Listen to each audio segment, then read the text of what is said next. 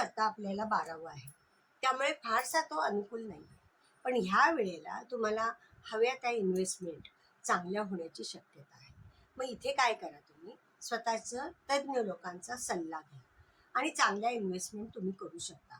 दूरदृष्टीने जर या गोष्टी झाल्या तर तुम्हाला पुढे चांगला फायदा होईल.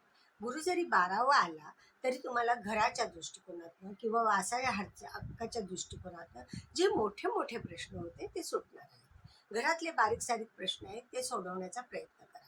नवीन घर घ्यायचं आहे, इन्व्हेस्टमेंट घरासाठी करायची, ती पण होणार आहे. वारसा हक्काने जे मोठे मोठे प्रश्न आहेत ते सोडवण्याच्या प्रायोरिटीने प्रयत्न करा, कारण हा गुरु तुम्हाला त्याच्यातनं बाहेर काढणार आहे.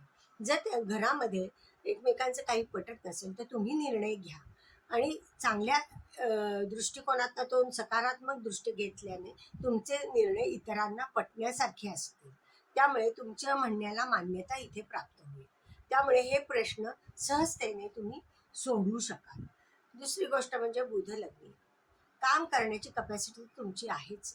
खूप काम आणि कष्ट तुम्ही करताच आहात आणि करणारही आहात, कारण तुमचे एक तर इमोशनल आहात तुम्ही, दुसऱ्यासाठी तुम्ही काम करता, पण आता ही स्वतःसाठी करा आणि त्याच्यातनं तुम्हाला फायदा हा होणार आहे. व्यापार व्यवसाय असू दे, नोकरी असू दे, सगळीकडे तुमचे विचार आणि बुद्धिवादी निर्णय होणार आहे. हुशारीने निर्णय घेणार आहात.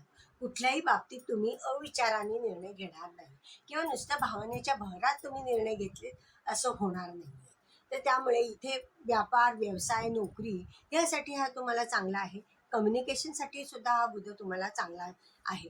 फक्त काय आहे, मंगळ जो आहे तो कुटुंब स्थानात आहे. मग इथे काय होणार आहे, काम व्यवसाय आणि कुटुंब ह्याच्यामध्ये तारेवरची कसरत तुमची होणार आहे. मंगळ असल्यामुळे घरामध्ये थोडेसे ताणतणाव असू शकतात किंवा घरातले खर्च वाढू शकतात. तर हे कशाने होऊ शकतं, घरात एखादी व्यक्ती तुमची आजारी असू शकते किंवा एखादी गोष्ट तुमच्या न आवडीची होऊ शकते.